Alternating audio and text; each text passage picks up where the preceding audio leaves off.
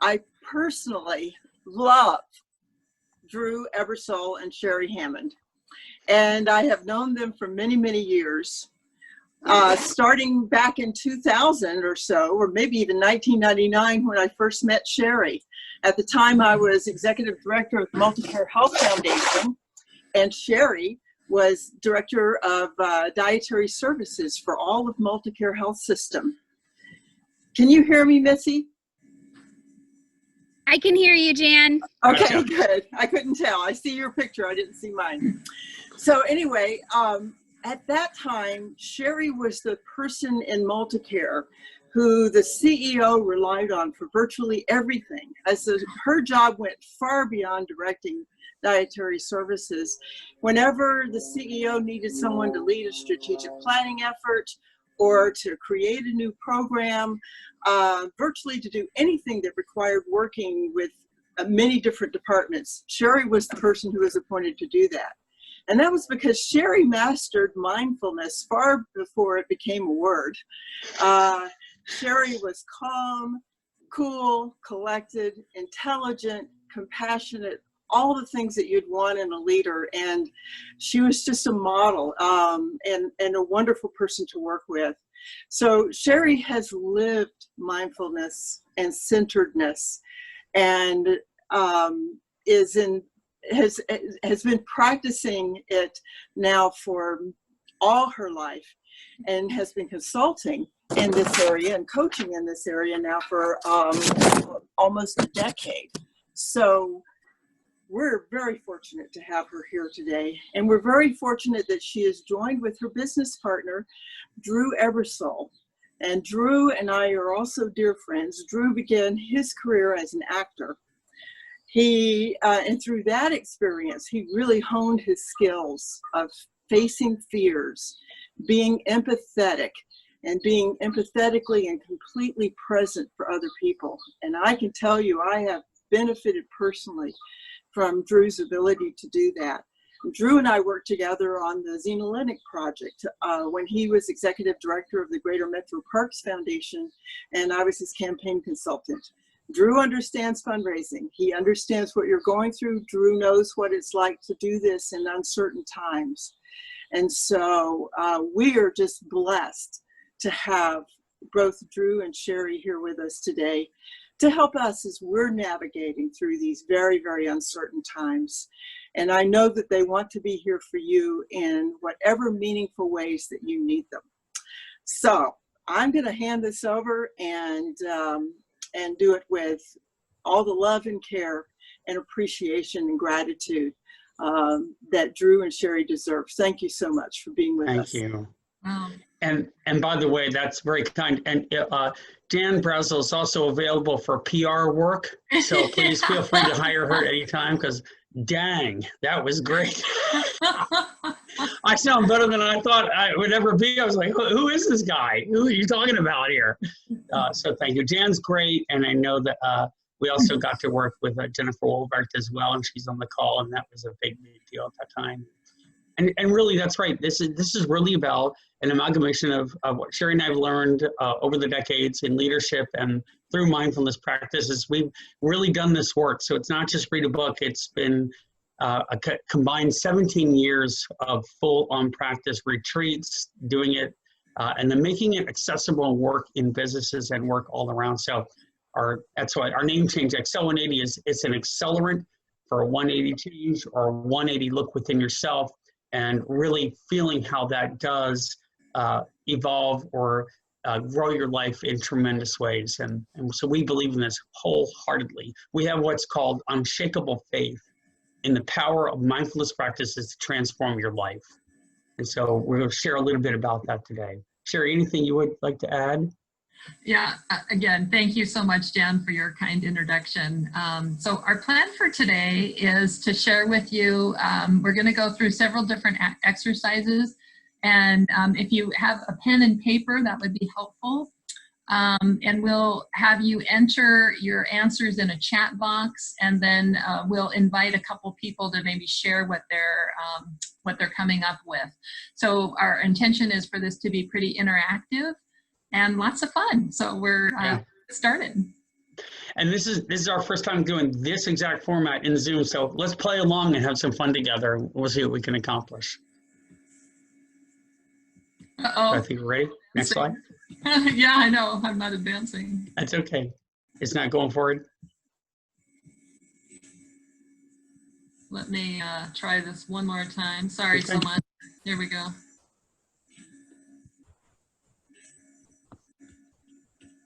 Oh, I was playing earlier and it worked just fine, right? Isn't that how it goes? Yes.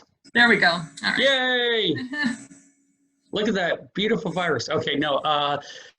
So we really want to start by saying that part of the power of mindfulness is in acknowledging the difficulty you go through. And so the misconception is that bringing joy into your life, bringing well-being, bringing happiness comes at the ignoring of specific challenges. And that's not true at all. It's through accepting what you're going through. It's through embracing it as a natural occurrence. So here's one of the truths, absolute truths about life. It is constant change, period. There's no such thing as a non-changing, non-challenging life. It doesn't exist. So what we do then is we put it into context. These challenges then become sources of energy. They become growth opportunities. They become developmental chances. And for those of you who don't know, I had a brain tumor taken out a number of years ago. And I told most of you about this in the last session, but what it's done is right side facial paralysis. That's why I'm slow on this side. And that in itself was an incredibly difficult experience. Incredibly, to have a brain tumor taken out and end up with facial paralysis, especially being someone that speaks a lot and acts a lot and talks a lot, it could be devastating. However, what I will say is that these principles saved my life because they allowed me to make sense of it. They allowed me to understand what I was going through. They allowed me to not only just be there with it, but actually turn it into something that could be beneficial for myself and others. And that's where Sherry and I really work together around the concepts of what you're given is what you need. So the concept is that these can be really difficult times, and we're going to spend a little time up front leaning into what that looks like and how that feels, because when we unearth them and bring them forward, we can deal with them and not run from them, not hide from them, not try to dance around them, because that's a waste of energy. What we're really doing is understanding them, being at ease, and that sense of ease that we create within ourselves. Everybody take a deep breath with me right now. Ready?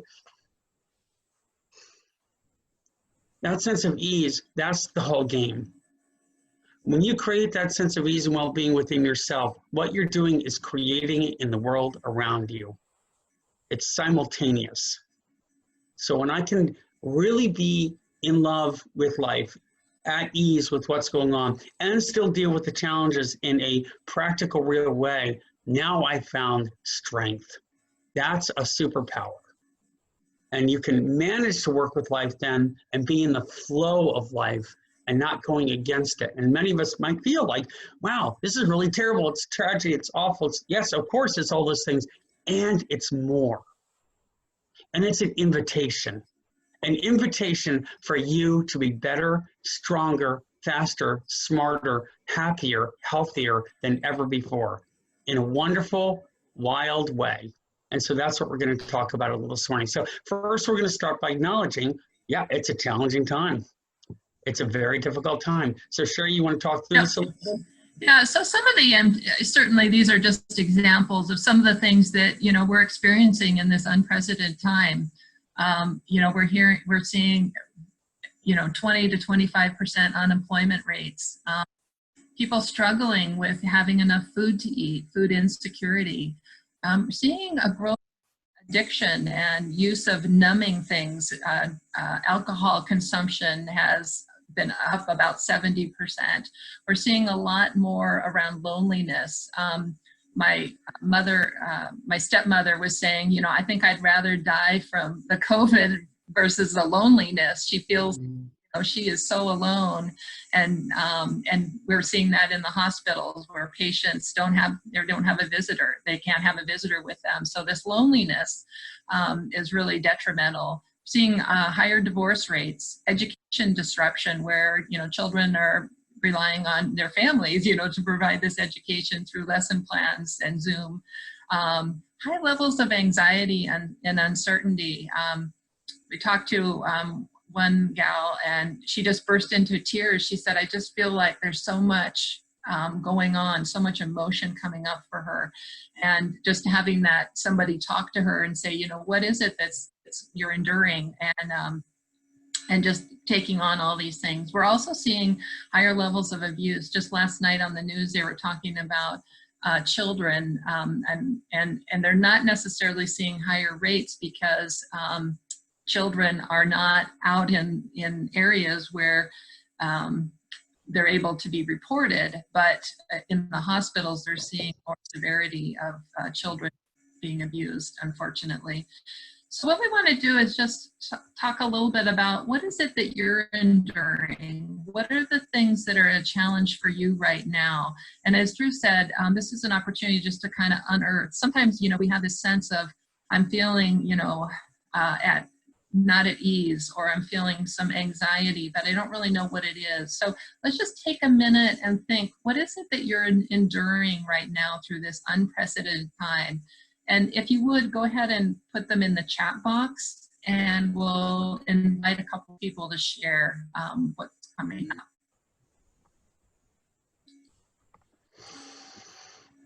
Yeah, how is our world changing? How might our community be changing?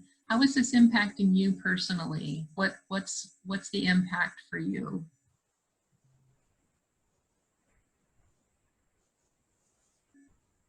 We'll have Drew kind of maybe go through the chat box a little bit and read some of the comments that are showing up. Yeah, if you want to type in anything, we can read aloud. That'd be great. Yeah, overwhelmed for sure. Yep.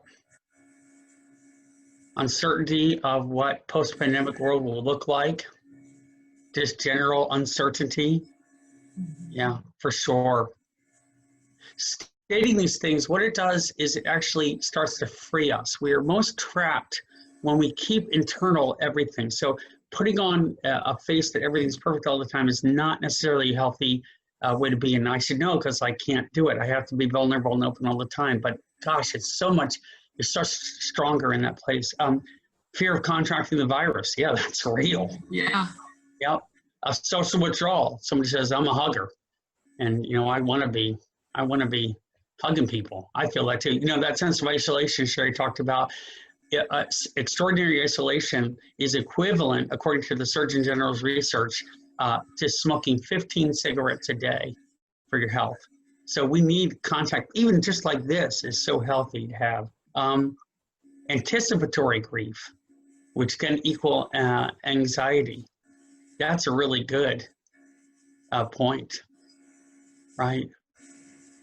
Wow. Unknown about the resurgence of the virus, concerns about how to do my job with some kind of care and authenticity, feelings of loss about experience from my kids, you know, in their world. What are they gonna miss on, for sure? Especially those that are like graduating from high school right now. I feel so bad for them too, just missing out on typical things that seniors experience. Exhaustion from hearing about COVID all the time. I just want 2 news stories a day that are good news. That's a really good point. Facing the future unknown for our communities, education, business, employment, you know, very important points. Great. So the idea here is, yeah.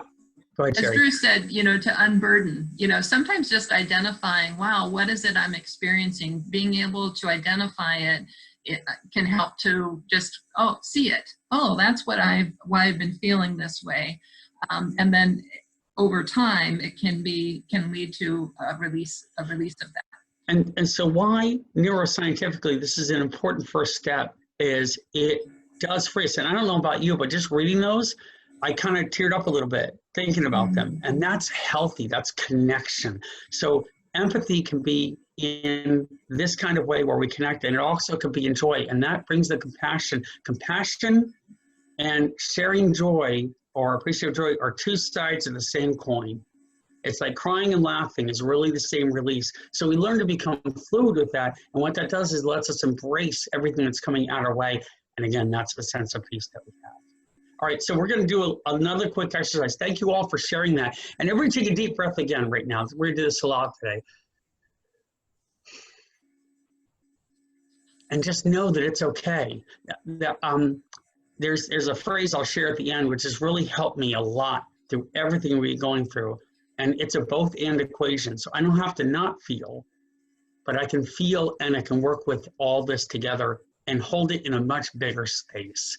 When I'm in that bigger space, I become bigger. So what do you see here? We don't have to necessarily respond, but just what do you see here? Maybe write down a few things, or if someone would pop up real quick and maybe share out loud what they're seeing on this image.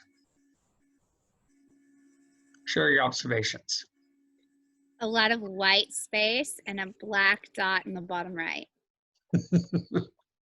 Okay, anything else? Anything you would like to share about that in detail? I think Amy has her hand up. I see the beginning of something. What do you see? You were an evolved group. What do you see? What do you see? I see the first start of some drawing or doodle or something, but that was like pen stuck there and then thinking where to go next. All right, fascinating. Okay.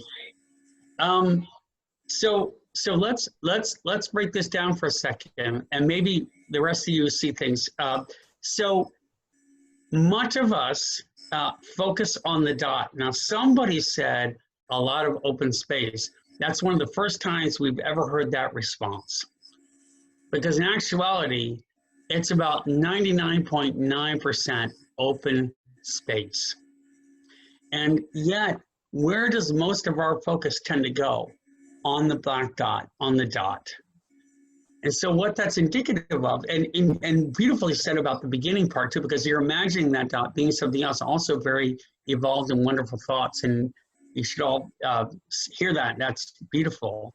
However, what we're doing often is we're allowing our attention to be on the dot predominantly. So the fact that you can see the space is really the crux of what we're trying to do, especially with this exercise, but all in life. So we have to learn to see the enormous good. Somebody wrote earlier, I'd like to see 2 news stories a day that are not negative. That's because here's what the news does. It focuses on that black dot all the time, every story, every bit of it. And when that shrinks our focus, what happens is that becomes our world. And our world becomes the hassles, the stresses, the complaints, the stresses, are the things that we don't like, and we become immersed in that. So everybody take a deep breath again, and look at all the other space around that, opportunity. Somebody even said beginning, and that is true. Maybe even not with the dot, maybe just in the space itself. We have to train our brains to see that. We treat negativity like Velcro and positivity like Teflon. And what we want to do is reverse that a little bit, so we treat the positive a little more like Velcro in our mind, and the negative a little more like Teflon. That is brain training. That is training your mind, training your ability to see a broader picture around you. And really all that blank space is so much of what's working well in our world.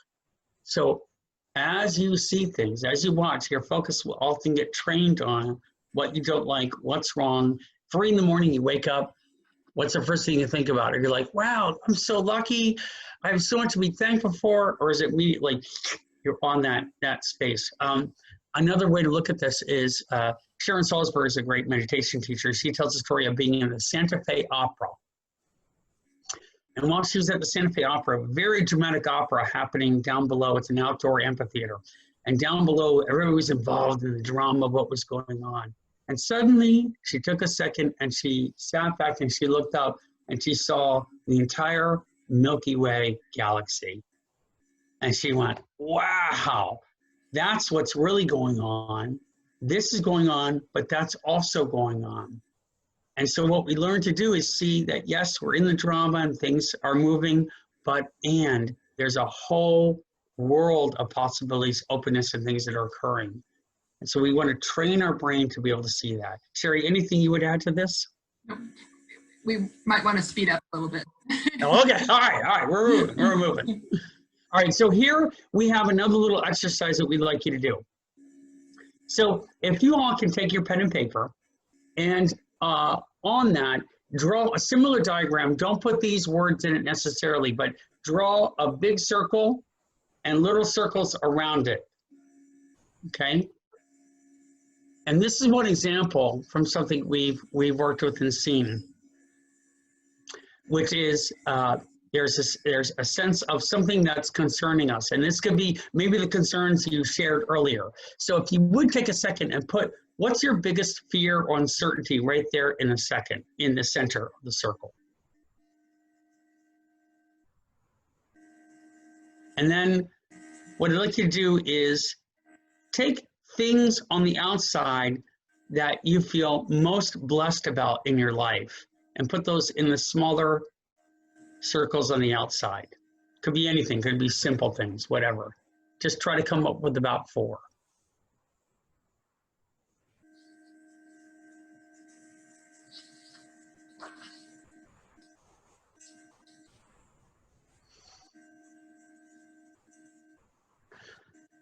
Okay, so looking at that big circle again, just kind of, as you focus on that, notice how in the periphery, the other things maybe aren't in focus as clearly. And just pay attention to that for a second. Now we're going to go to the next slide here. And what I'd like you to do is take one of those things that was in the outside of the circle and now place it in the center of the big circle. Draw another diagram next to it, a similar diagram, and draw the thing that you feel most blessed for, grateful for in the center of the circle.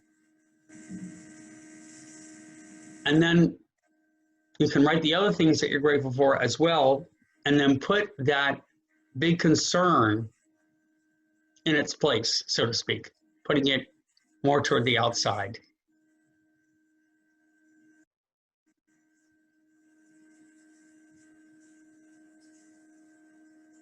By the way, I'm reading some great comments on the beginning of the sentence and new sentence back on the black dot. That was really cool. You got some great ideas there.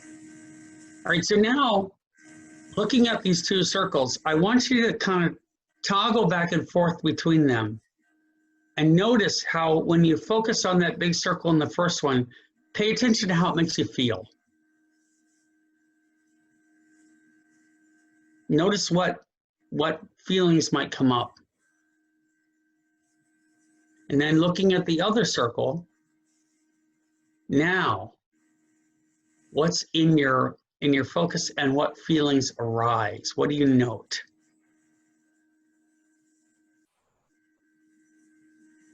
So would anyone love to just popcorn share, and other people can write in any realizations as well, but does someone have any aha that they'd love to share about this?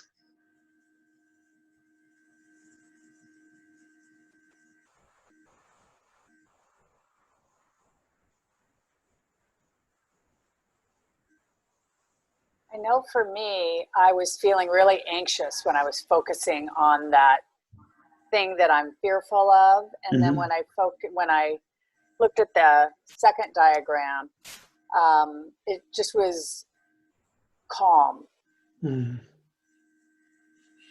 Good, cool. Maybe some of you had a similar type of experience. I know I can really tell when I look at that first circle and I'm more in a panicked mode. So what happens in our visual cortex, and this is true with our focus in life, the only clear actual point of focus that we have is what's on right in front of us at any given time. This is true with any visual information and true with our focus in our mind. So when that becomes our focus, that becomes our reality. And this is often what's happening to us. We're not even aware of it. We're being driven by our minds, by the media, by other sources to focus only on that fear and uncertainty as the primary point of focus all the time. And what happens in our periphery is we really can't read those other things with any clarity around them. We can only see the thing that's in front of us.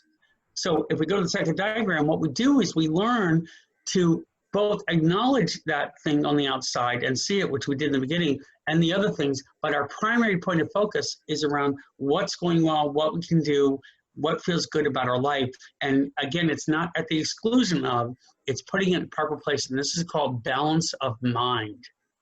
We need to balance our mind. It creates equanimity. It creates a fair and clear mind. We have awareness of what's going on. So use this exercise when you're moving through things. If you find you're focused on something in particular that's obsessing you, put it in its place, put it in its proper place in a circle, using this anytime. And what it will do is have you aware that, oh yeah, I've overcome 1,000 things in my life to get to where I am. I'm strong, I'm resilient, I'm capable, and I will do this too. Somehow our brains think this is, but this is different. Oh, but this is gonna really knock you down. This is gonna help you grow. This is gonna give you strength.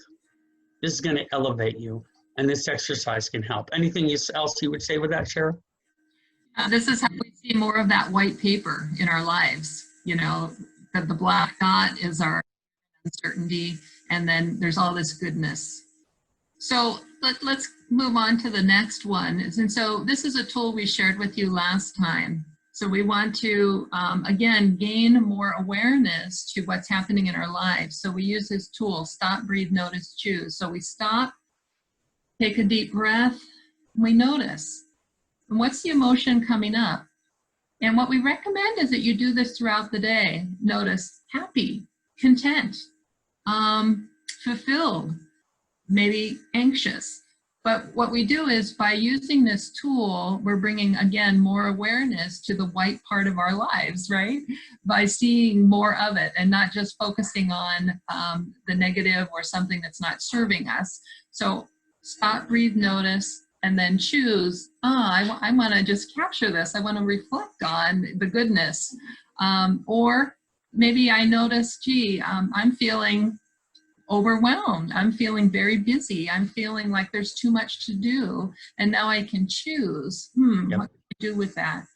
The good part is, and Sue, thank you for sharing earlier. I appreciate that. The good part is this is a more instantaneous tool to use, kind of spot as you go through, and then you can draw them out in kind of a reframing way if you need more in-depth help. So this we may have shared this with you last time, but Byron Katie, the work. So Byron Katie went through a clinical depression over 2 or 3 years. And what she found is by using these 4 questions, what she calls the work, she was able to kind of shift out of things that weren't serving her. And so I noticed over the weekend, I kept having this inner voice saying, I'm too busy, I've got too much to do. And I noticed, gee, that's not serving me. And so I used this, is it true? And so it's like, yes, I've got lots to do. And then the next question, how can you absolutely know it's true? And this is the one that often gives us pause of thought. Well, I keep telling myself I'm very busy, but is it really true? Am I creating it on my own? And then how do I react? Well, I become anxious, and it's not serving me at all. And so who would I be without that thought? And then oftentimes this is a very freeing thought. So this is just another way to kind of go through something that's not serving us. So when we find the black dot in how we're feeling in a negative way, we can use this to kind of help us free ourselves of it and see more of the white space in our life. And the thing I would add to this is a practice that it takes time, because we have old habits that we've established that work continually that may have been developed out of family or old ways of dealing with things. So we're changing that habit of mind, and it takes time again. One of the things I would offer is that one of the things I've been doing is when I wake up at 3 in the morning and I feel overwhelmed, as I'm sure many of us can. Oh my golly, what am I going to do? What's happening? Fear, anxiety, etc. What I tend to do is I tend to say, you know what? It's exactly like it should be, and my job is to deal with it exactly like it is, and it's exactly right now for me. And an interesting statement to make, especially when things are not the way you think you want them, but you understand that things are the way you need them. And when you really accept that, some kind of sense of ease comes over you. And that sense of ease allows you to be exactly more productive, more beneficial, more capable in everything you do. It's the anxiety and the worry that's really concerning us. You know, a lot of what we say is the past and the future aren't real. How do you know they're not real? Because if they're real places, can you take me there right now? Nope. The only thing that's absolutely real that we'll ever know is the present moment. So what we do with these practices is we invest ourselves in the present moment, showing up like we want to. We may remember the past in the present or project in the future from the present, but we can't go there. We have to be here. So let's all take a deep breath again. So that's why her book is called Loving What Is. And that's the nature of the work. She's really wonderful. We highly recommend reading her. But Loving What Is a way of embracing life as it's presented. So your focus, this is wild, determines your reality. We talked about this on the inner circle. You can see all the other things around become blurred, your focus. So this is a way to begin consciousness around the story I'm telling myself, the reality I'm creating for myself, because life doesn't happen to you, it happens through you. Your lens of perception determines your reality. So the way to work with reality is not try to fix reality externally and manipulate external circumstances, because that's not really possible. One, you can't control it. Two, it's exhausting. And three, it'll never stay static like you think you want it. And four, it's not the best thing for you anyway. So we learn to change the way we think about things, and we can still work with the outside, but that doesn't become our primary focus. Our primary focus becomes how I'm thinking and feeling, how I'm clarifying my own mind, how I'm detoxing constantly from anxiety. And I don't need things to be different around me to do it. I need to understand how I can process things differently inside. That's where your deepest sense of peace lies. So this next piece is, so with all this that's happening in our lives, where are you finding the joy? I was recently working with a leader, and she was in the midst of doing a bunch of furloughs. And she said, you know, this is just a terrible time, and I'm really struggling. And that just became her whole focus. And I asked her, I said, well, where are you finding the joy? And she looked at me and she said, Sherry, there is no joy anywhere. And she said, tell me, where's the joy that you're finding? And because she was just like, that's just impossible. And I said, well, my neighbors are elderly, and I was talking to them one day as I was going to the grocery store, and I said, well, I'm going to go to the grocery. And they said, oh, we haven't been there in 2 weeks. And I said, well, what can I get you? I'll go and get you groceries. And that was so joyful. They were afraid to go to the grocery store. And so I was able to very simply do that. And so that's just one example. But so think about, where are you finding the joy amidst all of this challenge and uncertainty that we're going through? So let's again take a minute to maybe think about this for yourself, and then enter some ideas in the chat box.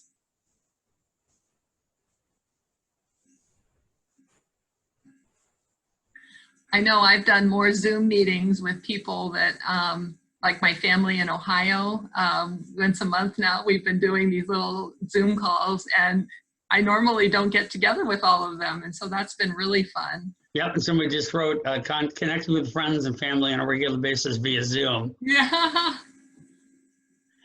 Finding walks 3 times a day with my Labrador.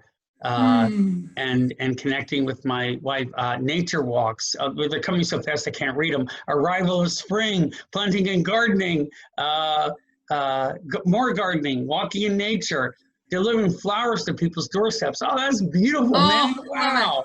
Love it. Working in my yard, which is really wonderful. I know that for me, it's also been spending time with family for sure. Sending postcards to everyone I know. What a great idea. Oh my golly. I have 3 baby artichokes on my artichoke plants. It's awesome. Visiting elderly through their living room window. Boy, wow, that's a powerful one as well. think Cindy wrote that. That's great. You know, as Sherry said, to kind of bring into the sense of this reframing too, I was working with one person and they were just, again, so negative and so like, oh, I can't do this. And my staff, he's working with staff, he's like, oh, so overwhelmed and so it's so bad. And I said, how are you positing this? He says, oh, I dread it, I apologize, it's awful. And through reframing, we changed that story. So he said, it's an opportunity, it's better. And when I checked back in with him, when he did that a week later, he was all alive. It was like, it turned into an opportunity. It was exactly aligned intentionally with my thinking. And that's why this is important. This is the same thing as quantum experimentation. Did you know that? In quantum experimentation, the experimenter can affect the reaction or the actual experiment based on their intention. So two people can experiment on the same thing and have a different intention for the desire of the outcome and see a different outcome on a quantum level. The same is true with our thinking. When our intention is aligned with what we want to see, we can understand the whole, we don't run from anything, we suddenly manifest all this good that we're seeing, making calls to donors that are home and want to talk a little bit. What a great way to connect with people. Your donors need you to give them some sense of joy for helping others. Perfect. When that becomes our focus, what we're doing is actually affecting the outcome. Our mind has power to create beyond your imagination. You set an intention and suddenly you manifest those things into existence. That's the power of your thinking. And that's why all this balance is so important. Sherry, there's more sending graduation cards to all of my sorority sisters and graduating seniors. That's lovely too. Planting the flower that Cindy gave me. That's really cool too. Sherry, what else would you say about this? Yeah, again, this is a great way to find the white space in your life, is looking for where is the joy, because we can focus on that negative spot, and we can also look to, where am I finding joy? Where are the opportunities? I have my college age living with us now, doing online classes, and what a gift just to have him with us. I just love it. So there's so many gifts when we look at them. So this next piece is thinking back to, again, about ourselves. What are conditions where you're thriving? What are things that are happening in your life when you feel your best? So these are just a few examples. Again, they're different for every person. I know for me, getting enough sleep is really important, and I lean towards the 9-hour. That's best for me. But eating healthy food, having time with family and friends, the walk in nature, somebody said, exercising, noting my gratitudes, laughing, having opportunities just to sit and laugh, and maybe even doing something nice for myself. So those are some that, when I'm feeling my best, that's what's happening in my life. And sometimes what happens is we're not aware of these for ourselves, and just to think about what is it that makes me feel our best. So maybe think about, for you, what are things that really help you thrive? What are, 3, 5, whatever number of things where you're at your best? And then think back, when's the last time you've done any of those things? Sometimes this is another one to help people shift their thinking a bit if they're feeling overwhelmed and anxious and in a way that's not serving them, is to think of what are things that really lift you up. And identify them, and then see, when have you done them in the past or most recently. And maybe write a few on your page as well too. So write them on your page, and go ahead and send them in the chat box. Yeah, if you want to. I have one thing to share as well. So Sherry and I work with a ton of people. We coach a ton of people, and one thing we find is often people don't give themselves permission to do something nice for themselves, self-care. So why? It's because we feel selfish often doing that. And especially you guys in the business you're in, you're always caring for other people, always caring for other people, always there for someone else, always there for someone else. And that's a wonderful thing to do. And balance in the mind of allowing yourself to care for yourself. Why? Because you can't give what you don't have. And you're actually better at what you do when you treat yourself well. You increase your productivity, you increase your ability to perform, you increase your health and well-being. So it's actually, and this is where we'll give you permission, it's a work ethic to do good things for yourself, to be compassionate for yourself, to be kind to yourself, to talk nicely to yourself, and to take away a little responsibility for having to feel like you got to make everyone else happy all the time. Allow yourself to really make yourself happy, because as we do that inner monologue, then the next person we turn to, that's the energy we bring to them. So it's actually a selfless and altruistic act to be truly good and compassionate and loving toward ourselves. So give yourself permission to do that, because it's a work ethic, and you're going to improve in what you do, but you're also going to improve how you feel and your well-being as well. So please be good to yourselves, especially at this time, and you do it extra. It doesn't mean just indulging, like sitting on the sofa eating ice cream. It means doing these healthy things that we're talking about, taking walks, talking to yourself nicely. How many of us at the end of a day do we say, you know what, that was good work today. You did a good job. You should be proud. Just like we would a little child or someone else in our life. How many of us instead say, oh, that was so stupid. Why did I do that? I didn't get anything done. I was not productive. Oh, I failed miserably. And how would we ever talk to a friend that way, a child that way? No. So why do we think we can talk to ourselves that way?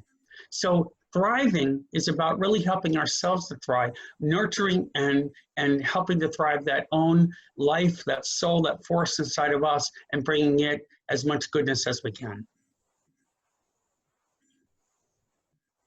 And this is what happens. You know, this kind of kerfuffled, crunched up way of thinking, which is not positive for us. It causes inflammation. It causes erosion of our brain tissue over time. There's all kind of negative outcomes that happen with constant stress, cortisol production. And then we take a deep breath right now. Now we're accelerating things like dopamine and oxytocin and serotonin in our system. And what we're doing is in fields like neuroscience, positive psychology, psychoneuroimmunology, is we're allowing ourselves to create a healthier mind-body connection. And that's real. And then at the end slide, you see over here, our brainwaves kind of smooth out into an alpha or theta wave pattern. And when we do that, we can just see things with such greater clarity and wisdom and insight, and then we're better at everything we do, and we have a sense of humor, we have a sense of ease, and yet we have a sense of compassion, and yet we can handle the challenges, we can work with them, and it's all good. And what we have is post-traumatic growth. So Richard Tedeschi has done some really fantastic research around people that go through traumatic situations and embrace them and lean into them and use them as fuel and energy, and what happens to them is they get stronger. They don't just bounce back, they actually bounce forward. What a concept. That these things that we go through are actually good medicine for us, if we can find ways to engage with them in a constructive, healthy manner. And we can, because we teach that, we share that, we give hope a lot. So giving it to ourselves to understand that through this process, we actually, you can see the beautiful image there, we come up through the challenge and we gain new power, insight, wisdom, personal development. And in fact, the only way we can really get stronger is through these challenges. We learn to celebrate them. We go, it's hard and it's beautiful. And we marry that, and we have some sort of wonderful process occurring in our brain and body that helps us accelerate our own growth. So now we're going to do a little quick meditation. So if you're able to, just take a seat for a second, take a deep breath. You can close your eyes if you want to. Put your hand where you can just rest them for a second. And what we're going to do is I'm just going to talk through a little compassion meditation, especially at this time, that can help us kind of create that sense of balance while acknowledging the difficulty. So the first thing we're going to do, as we take a deep breath in, release the tension and relax. Just become present in this moment. Let everything else go. You don't have to be anywhere else right now. You have permission to be right here, right now. I'm going to start with a little forgiveness reflection. If I've hurt anyone or harmed anyone knowingly or unknowingly, I ask for forgiveness. And if anyone has hurt or harmed me, knowingly or unknowingly, To the extent I'm capable of doing so at this time, I extend forgiveness. I also offer forgiveness to myself. May my heart open. And then we bring to heart and mind some one particular person that maybe we're close to, we know, that we love, that may be suffering right now. And as we bring them to heart and mind, we just think and feel these messages for them. I care about your pain. I care about this pain. And may you know the end of your suffering. May you know the causes and the root, and may you know the end. And may you be cared for, healed, comforted, supported. May you be surrounded with kindness. May you be surrounded with every kindness. And take a deep breath. Now we're going to turn that right to ourselves. We're going to think about ourselves and we say, I care about whatever I'm going through, whatever my pain is or suffering might be right now. I care about it. And may I know the causes and the root of it, and may I know the end of it. May I be supported, cared for, healed, loved. May I be surrounded in kindness. May I be surrounded with every kindness. And then we turn it to the whole world right now that's going through what we're going through. And say we care about this pain. And may we know the causes and the root of this pain. And may we know the end of the suffering. And may the whole world feel cared for, supported, comforted, healed, loved. And we just visualize the whole world, all beings be surrounded by kindness.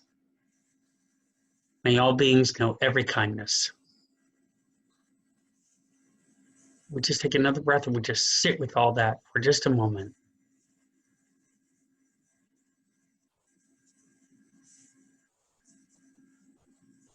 And when you're ready, open your eyes. So guess what? That was wonderful. And you just did something really good for yourself and the world by doing that. Because everything we ever experience is thought first. It all begins with thinking. Everything. The genesis of everything we have made and we can see around us. And so you working with that thought in a constructive way actually does something called neurosculpting. And what you're doing is shaping your lens and your ability to think constructively and therefore affecting the reality around you. And I bet you that the reactions for the rest of your day will be more compassionate, they will amaze you, and you will connect in a richer way. The secret now is practice. You have to do this consistently every day to see a result. It's just like working out. You must do it consistently all the time. So feel that for any one person, any all people, and we still take action and do things. It's a both and. We do this where we meditate and we move our feet. We do them in accordance. So we're always thinking and feeling and we're acting simultaneously. Okay. So we've talked a lot about different ways to shift the perspective. Notice a white space on a paper. Put things into perspective. Reframe things that aren't serving us. Do some meditation. Stop, breathe, notice. Well, here's just yet another one, and this is one of our favorites. And so how do we see more of the white space in our life? And it's through a practice of gratitude.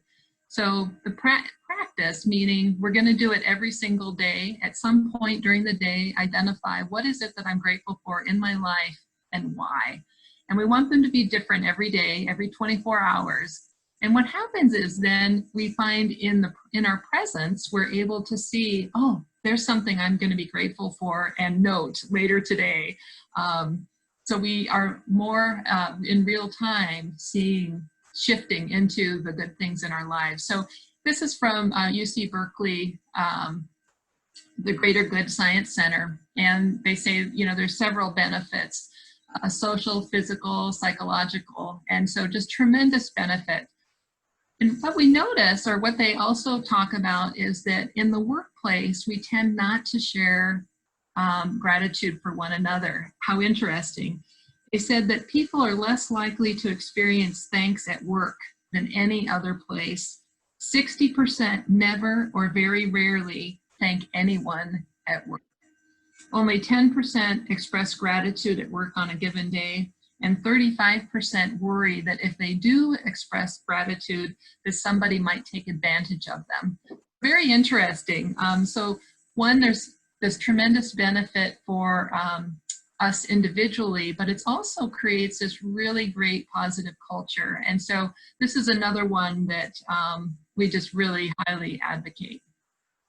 Drew, anything to add here?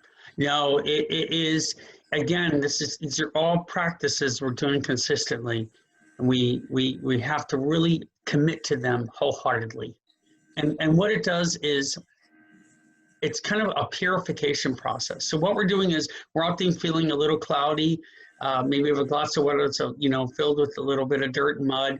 And what we're doing with this practice is constantly dripping clean water into that glass. And what it does over time is flushes the glass clean. And that's where you start to, all the peace and all the happiness you're seeking are not on the event horizon. They're within you right now. And that's what this process does, is reveal them so you can be clear with them. I know that offering gratitude a little bit, I offered it to Sherry the other day, because even somebody that practices a lot, that still happens to say, that's why it's so important to practice. You know, over the weekend at one point, I get trapped in some kind of fear, and that's your amygdala, your fight, flight, freeze, your lizard brain. And it's not very smart. It's like, it doesn't have intelligence. It doesn't have wisdom. You can't process things well. And you can watch in a functioning MRI where they're seeing it happen, and you can feel it. You all know, like when you get scared, you get pulled. And I was pulled, I was caught. I was like, oh my gosh. And so what did I do? I relied on the process, and I called Sherry, and I was like, I got to talk to you.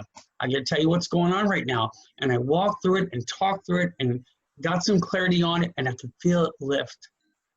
And the second I could feel it lift, that meant I was starting to process in my prefrontal cortex, and that's the evolved part of your brain. Happiness, joy, kindness, they're not naive. They're sophisticated. They're evolved.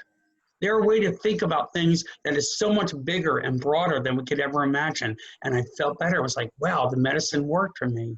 And I was blown away by that. And I just talked to a client the other day, and she was in the same space, and we talked through a way to climb out. And it was like she got on a ladder and got to come out of that dark space to see the world. And she just started sobbing. And I said, what's going on? She's like, I just can't believe how much better I feel. And I said, isn't that wild? And you did the work. Nothing around her changed. She changed, and the world around her seemed different. I just want to share something new I've been trying is doing gratitude walks. So when I'm out I try to go for a little walk every day, and just notice all the things that I'm enjoying or I'm grateful for as I'm walking, and, you know, just the smells, all the different things I'm seeing. And again, it brings us back into presence and awareness.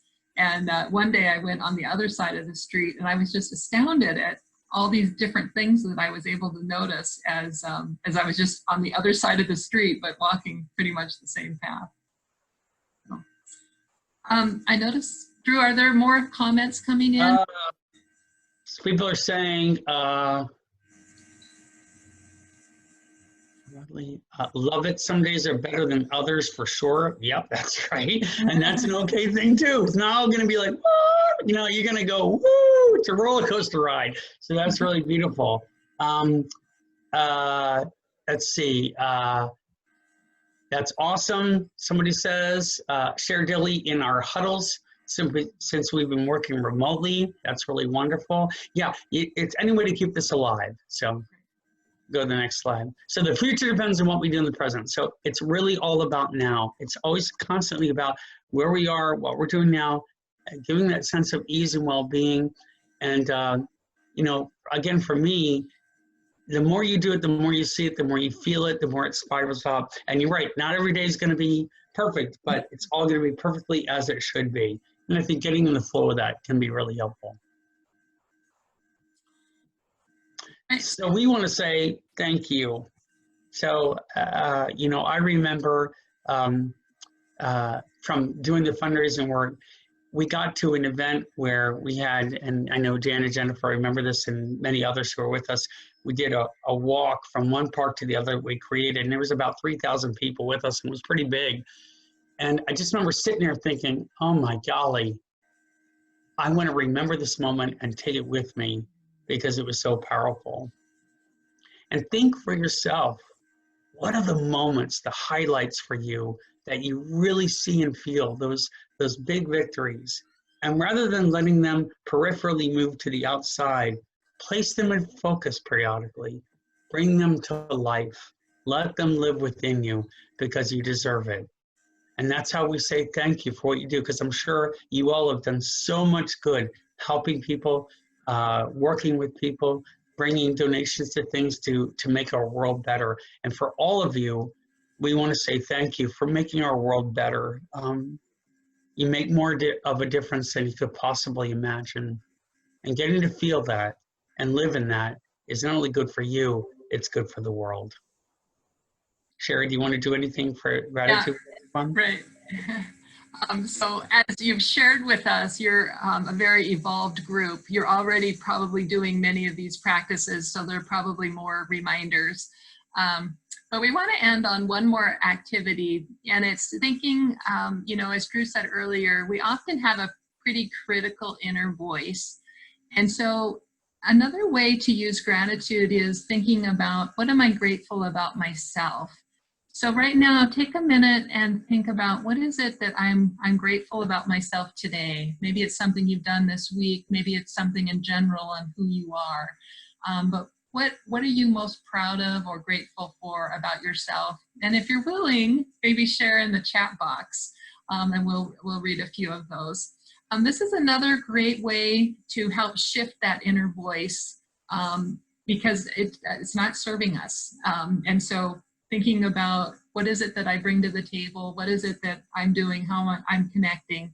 Another way to reframe, again, thoughts that aren't serving us.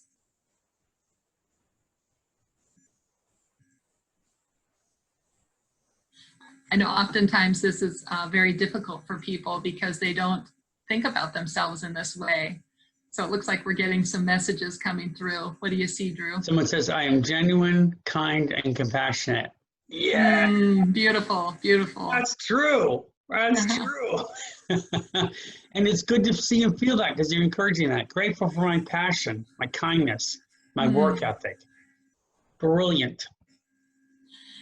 And so the practice. Force myself to be good to me by riding and started run walking and eating better. Nice.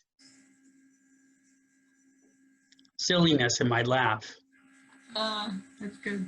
Were you going to say something, Cher? Yeah, so what we recommend is, you know, every day think of 2 things that you're grateful for in your life. And again, different every day. So typically in the last 24 hours, and also one about yourself. And so this is a way to, again, see the white paper, the white pieces of your life, put things more into perspective and in balance.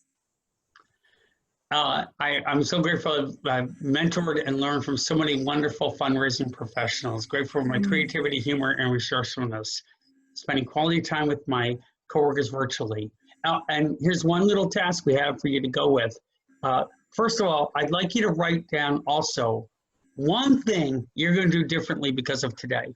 What's one thing that you're going to focus on as a practice for yourself inherently, just making that a real habit. So take a second and write that down for yourself.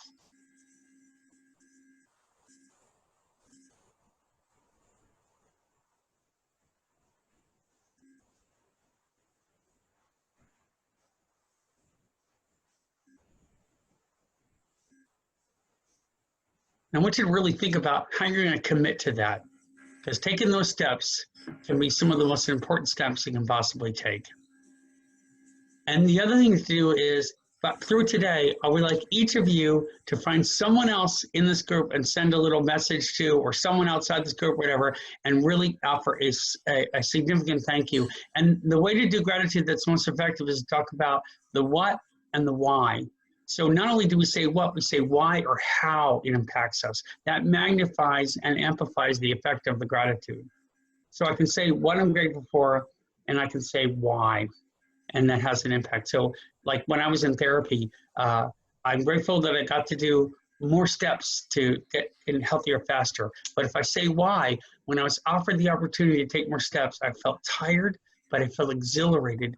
And I said, I'm going to step up these stairs. And I turned 3 trips up the stairs into 20. And by the end, I was shaking and sweating. And I stumbled back down to my bed, and I started crying. And the sense of overwhelm that I'd broken through and accomplished something truly great for my brain and body was, for me, such a gift. And I couldn't believe it. I felt overwhelmed and grateful. And so you can see the for your impact. time today. Yeah. It's been just wonderful spending time with you and seeing many of you again. So thank you. Thank you for the work you do. Thank you both, Sherry and Drew. We always love having you with us here at AFP South Sound. I feel like we could go for another couple hours. Really, I mean, keep it coming. But in all seriousness, thank you so much for sharing your gifts and talents with us. We hope that we can welcome you back another time.